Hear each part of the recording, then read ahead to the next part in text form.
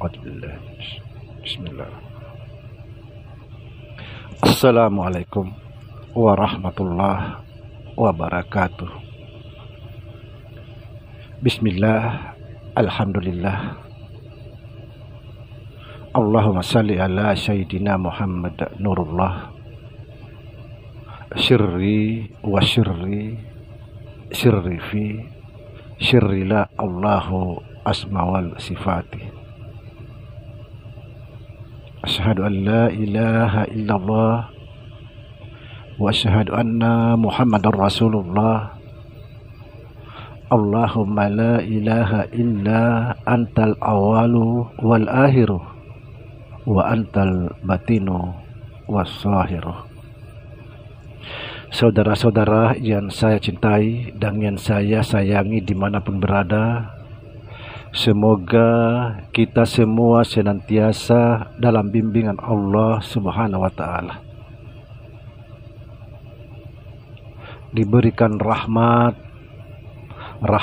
kesehatan jasmani dan rohani, rahmat ilmu, rahmat kesejahteraan dunia dan akhirat. Amin ya rabbal alamin. Saudara-saudara, jumpa lagi dengan saya Samsudin Al-Hafiz di channel Ma'rifat Tasawuf. Pada kesempatan ini kita akan membahas tentang di mana Allah berada. Saudara, banyak sekali ayat-ayat dalam Al-Quran maupun hadis Nabi,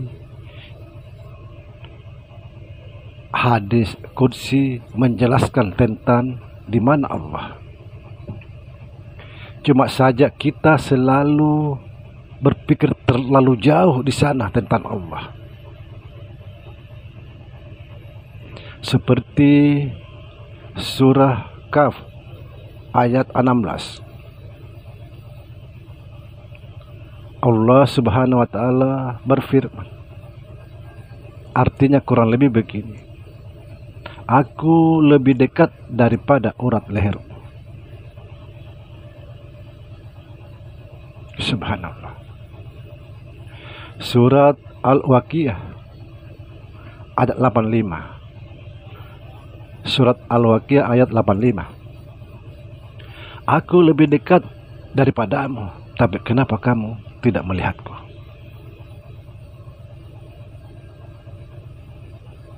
Kemudian hadis Qudsi, al-insanu sirri wa ana sirruhu wa sirri sifati wa sifati la ghairi. Insan itu rahasiaku, akulah rahasianya, rahasia itu sifatku, sifatku itu tidak lain daripada aku. Kemudian Al-Hadid ayat 4. Aku bersamamu atau aku bersama kamu di mana saja kamu berada. Subhanallah. Kemudian Nabi juga menjelaskan, hati orang beriman adalah Baitullah. Hatinya orang-orang yang beriman adalah rumah Allah.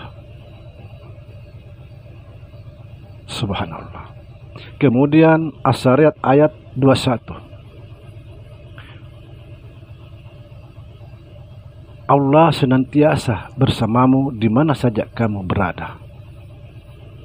Dan pernahkah kamu belajar pada dirimu?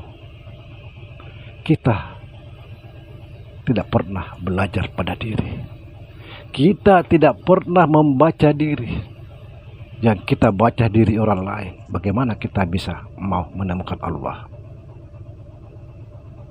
Subhanallah.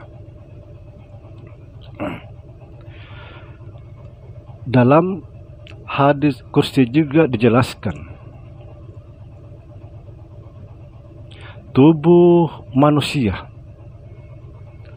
hawa nafsunya, hatinya, rohnya, pendengarannya, penglihatannya, ucapannya, gerak langkah kakinya, gerak kedua tangannya, itu semua aku nyatakan diriku. Artinya apa? Tubuh, hawa nafsu, hati, roh, ucapan, penglihatan, pendengaran, langkah, gerak,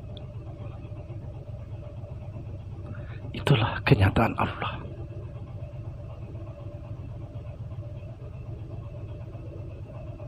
Subhanallah.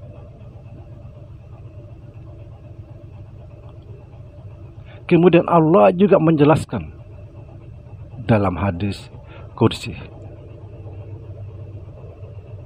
Apa kata Allah? Di dalam diri manusia ada segumpal daging. Di dalam daging ada hati. Di dalam hati ada roh. Di dalam roh ada rahasia. Di dalam rahasia ada kesunyian. Di dalam kesucian ada Nur Muhammad. Di dalam Nur Muhammad, disitulah aku. Di dalam Nur Muhammad, disitulah aku. Disinilah perbedaan ulama-ulama kita. Ada yang mengatakan bahwa Nabi Muhammad tidak pernah melihat Allah, yang dilihat cuma cahayanya, artinya nur. Ada yang mengatakan Nabi Shallallahu Alaihi Wasallam melihat Allah. Kalau misalnya Nabi tidak melihat Allah, cuma yang dilihat cahaya atau nur, dari mana dia tahu kalau ini adalah nurullah, kalau dia tidak tahu yang punya nur?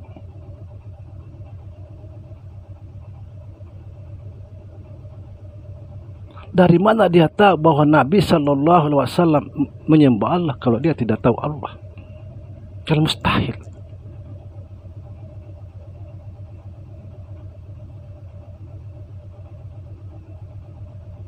Kira-kira dari mana?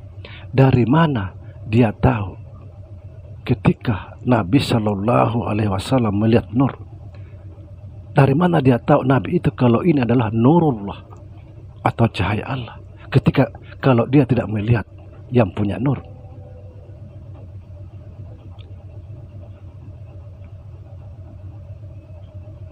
Coba kita fikir, saudara.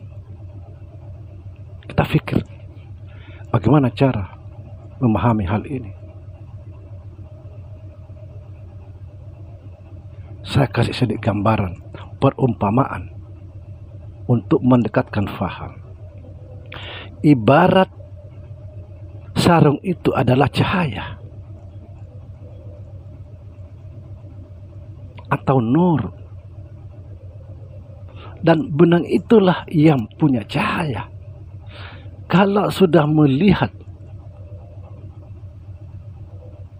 cahaya atau nur, pasti dia melihat yang punya cahaya. Kalau sudah melihat sarung, pasti dia melihat benang, karena nyata di situ benang. Subhanallah. Mustahil Nabi Shallallahu Alaihi Wasallam tidak melihat Allah. Mustahil.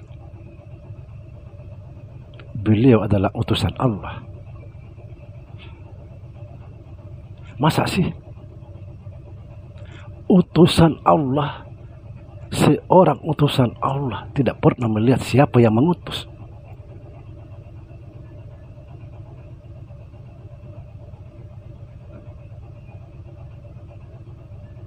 Coba. Ini kan sangat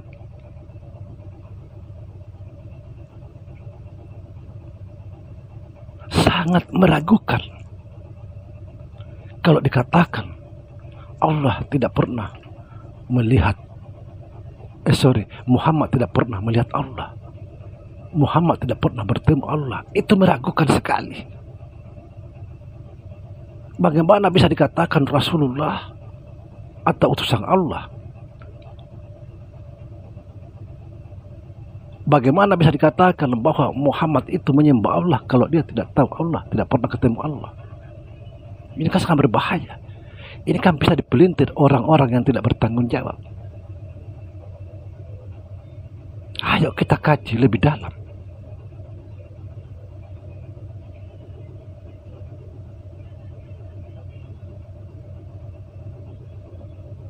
Semoga semua ini kita bisa sadar. Sekali lagi, tidak mungkin Nabi Shallallahu Alaihi Wasallam tidak pernah bertemu Allah.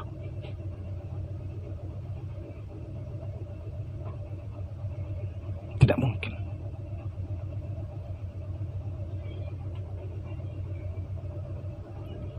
Muhammad itu adalah sahirnya Allah. Masa sih tidak mengenal dirinya sendiri, tidak melihat dirinya sendiri? Demikian saudara, semoga kita tidak gagal faham. Jangan pernah katakan bahwa Nabi Muhammad tidak pernah bertemu Allah, tidak pernah melihat Allah, karena bahasa ini bisa dipelintir orang lain.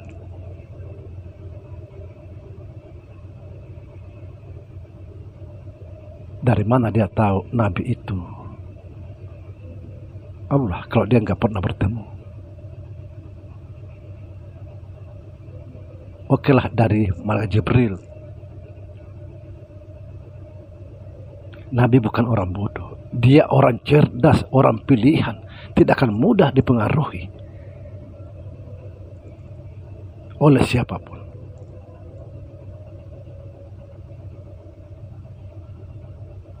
Demikian. Assalamualaikum warahmatullahi wabarakatuh.